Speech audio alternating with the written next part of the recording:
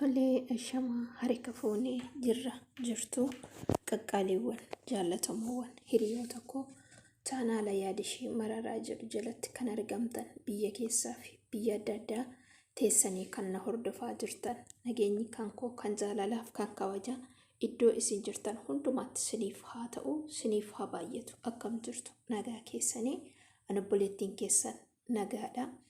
Waaqni anaafis siniifis nagaa kenne hagalatoomu egaa hamma yoonaatti na jajjabeessuudhaan na cina dhaabbachuudhaan jabaadhunaan jechuudhaan na gargaaraa kan jirtan yaada keessaniif beekumsa keessan naaf qooduudhaan na waliin hirmaachaa kan jirtan guddaa ulfaadhaa guddaa galatoomaa isiniin jedha.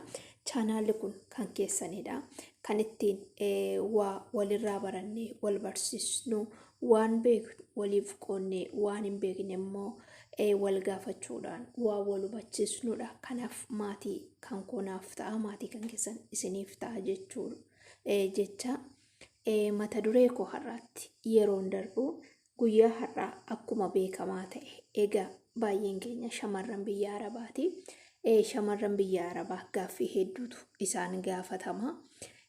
Maaliif biyya kee biyya jaallattu maatii kee maatii jaallattu abbaa manaa kee haadha kee ijoollee kee hiriyaa kee hiriyoottan kee waliin barattu dhiistee gara biyya hambaatti akkati godaattu yookiis gara biyya Arabaatti akkati godaantu si godhedhanii namoonni baay'ee yeroo baay'ee gaaffii nu gaafatu. Sababni isaa namoonni tokko waanuma nuti kaayyoo malee deemnutti fakkaata. Namoonni tokko immoo wal ilaallee waan deemnutti fakkaata. Namoonni tokko immoo sababa dandeettii barnootaa dhabneef baay'een keenya barnootaan kufnee maatirikii irratti ministirii irratti intiraansii irratti kufnee waanuma nuti dadhabbii sammuu qabnu wayiitti fakkaata. Egaa walumaa galatti guyyaadhaa gaaffinaaf dhiyaate maaltu gara biyya hambaa akkati deemtu si godhe kan naan jedhu wayii obboleessi koo tokko yuutuubiidhuma kanarraa kan hojjetu na gaafatee ture. Kanaaf deebii sana hamma dandeettii kootii isaafan deebisa akkasumas namoota maaliif gara biyya hambaatti baqattan nuun jedhanii fi yeroo hedduu haamilee keenya kan nu buusan hin jiru. Namoonni tokko dhugaadhuma nu gorsuudhaan barachuu siniif wayyaa biyya keessan keessa jiraachuu maatii keessan waliin jiraachuu siniif wayyaa maaf umurii kanatti gola ormaatti galtanii biyya keessan gadhiistanii haala rakkisaatti galtanii jiraattu kan nuun jedhanillee karuma nageenya baay'ee jira. Kanneen yaada nageetiifaanuuf qaban akka waan nuti amala badaa qabnu biyya keenya keessatti jijjiiramuu dadhabnee gara biyya biraatti baqanne hojii fokkisaallee hojjennutti kan nu fudhatanis jiru. Egaa obboleessi kuni akkas jedhee gaaffii na gaafate. Gaaffilee ijoo sadii maaltu gara biyya hambaa akkati deemtu si godheedhaan tokkoffaani. Inni lammaffaan immoo shamarran biyya Arabaa deemanii gaafa jedhanii rakkoolee hedduutu isaan quunnama jedhama. Meemmee rakkoo akkamiitu isin quunnamee beeka hamma yoonaatti naan jedhee. Isa sadaffaa immoo gaafa rakkoon sinirra ga'u rakkoo kanaaf itti gaafatamaan jiraayi yookiis qaamni mootummaa kan siniif falmu kan siniif dubbatu jiraa jedhee na gaafatee ture. Egaa gaaffisa tokkoon gaafan deebisu maaltu gara biyya hambaa akka deemtu si godhe yookiis akka deemtan sin godhe kan jedhuuf bakka obboloota koo bu'ee isaan gafaa gara biyya hambaa akka deemnu kan nu godhe kan namni kamillee beeku rakkina ekonoomii yookiis qabeenyaati. Inni kun eenyumtillee otoo maatii gahaa qabaatee maatiinsaa ofirraa hafee nama gargaaruu kan danda'u ta'eeti in deema jedhee yaadu'an. Namoonni maatiin isaanii ofirraa hafanii rakkattoota gargaaruu danda'anii ijoollee namaa barsiisuu danda'an ijoolleen isaanii gara biyya hambaa dhufu otoo hin taane yookiis gara biyya Arabaa kana dhufu otoo hin taane gara biyya guddataniillee akkas gara diimokiraasiin jiru biyya ekonomiidhaan guddattee qaroominaan guddatte deemu malee gara biyya Arabaa kana hin deeman jechuudha. Walumaa galatti isaan gafaa gara biyya keenya gadhiisnee gara biyya rakkisaa biyyatti haala ulfaataa keessatti jiraatamutti akka baqannu kan nu godhe isaan gafaa namni kamiyyuu kan beeku jireenya mataa keenya jijjiirrachuudhaaf jireenya maatii dhiifama jireenya maatii keenyaa jijjiiruudhaaf jireenya ofii keenyaa jijjiiruudhaaf sababni isaa gaafa haala laalluu egereen keenya fokkisaa waan nutti fakkaateef sadarkaa kanaan maatii keenya jijjiiruu hin dandeenyu. Sadarkaa amma irra jirruun barannee maatii keenya guddisuu hin dandeenyu.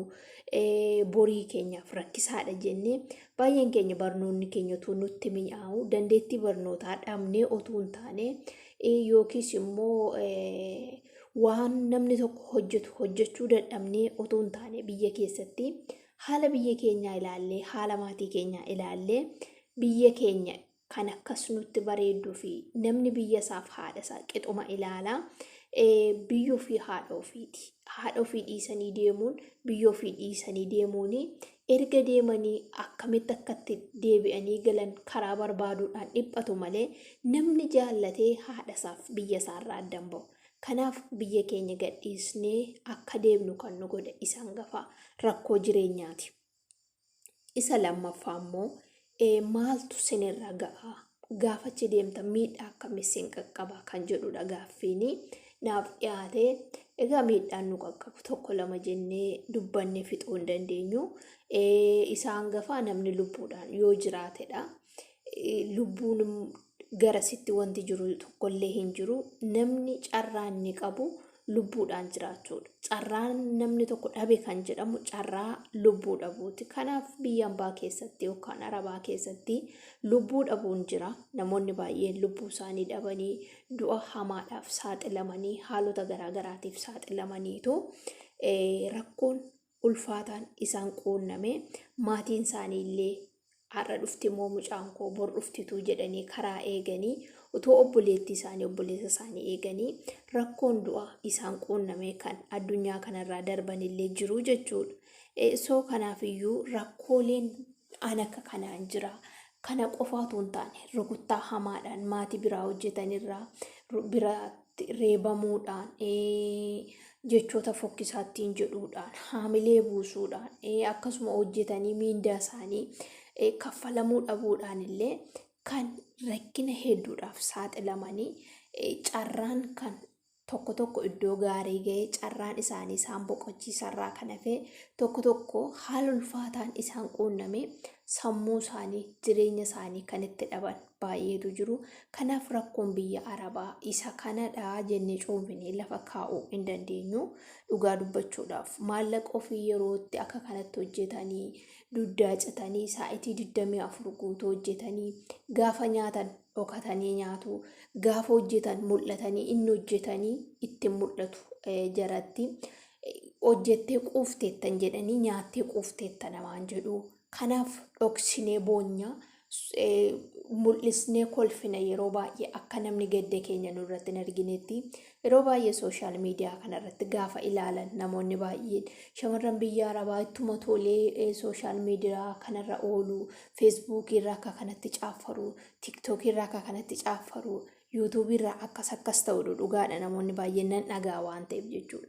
Kun rakkina keenya nu dagachiisaa laata jecha haadha ormaanuu irraanfachiisaa laata jennee kan nuti itti obsuudhaaf waa tokko tokko goonurraa kan hafe biyya ormaa kana keessatti waanumti namatti tolee nama gammachiisee hamma biyya ofii namaa ga'ee boqonnaa namaa kennu hin jiru.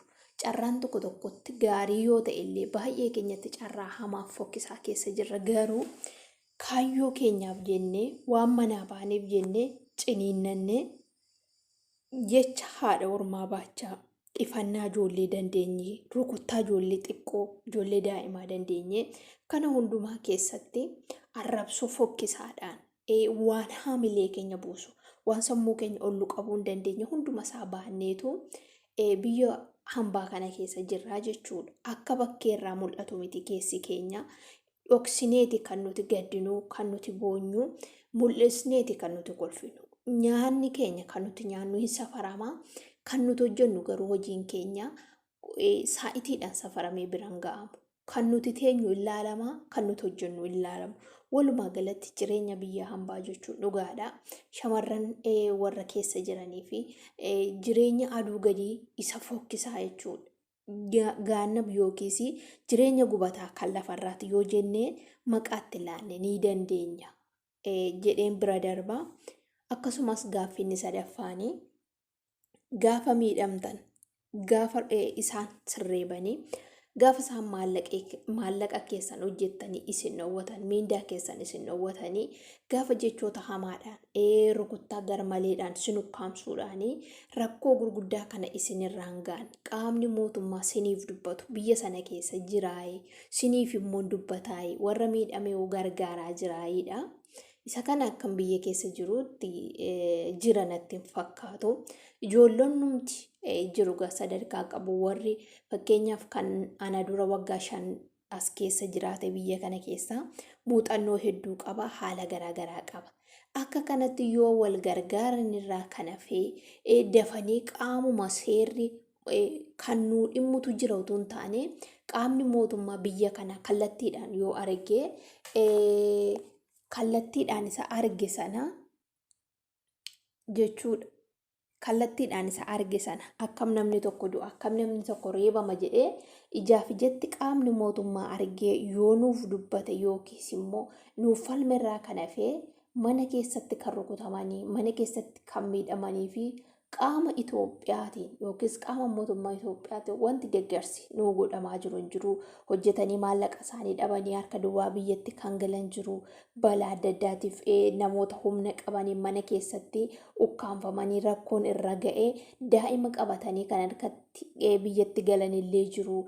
Garaa keessatti daa'ima qabatanii kan galan illee jiru. Dhugaadha maqaan isaanii kan badee akka waan isaan fedha isaaniitiin rakkina kanaaf of saaxilanii namoonni baay'een illee kan jechattiin jedhanii garuu mana keessatti miidhaa ulfaataan kana qofaatu hin taane lubbuudhaan miidhamanii kan rakkatan illee baay'ee jiru jechuudha. Kana qaamni mootummaa Itoophiyaa kana jedhee erga nuti mana hidhaatti dachaanee iyya meeqaan rakkina meeqaan o'uu jedhee lammiin keenya nuuf falmeeti gara biyya keenyaatti iyyuu kan deebinu jechuudha.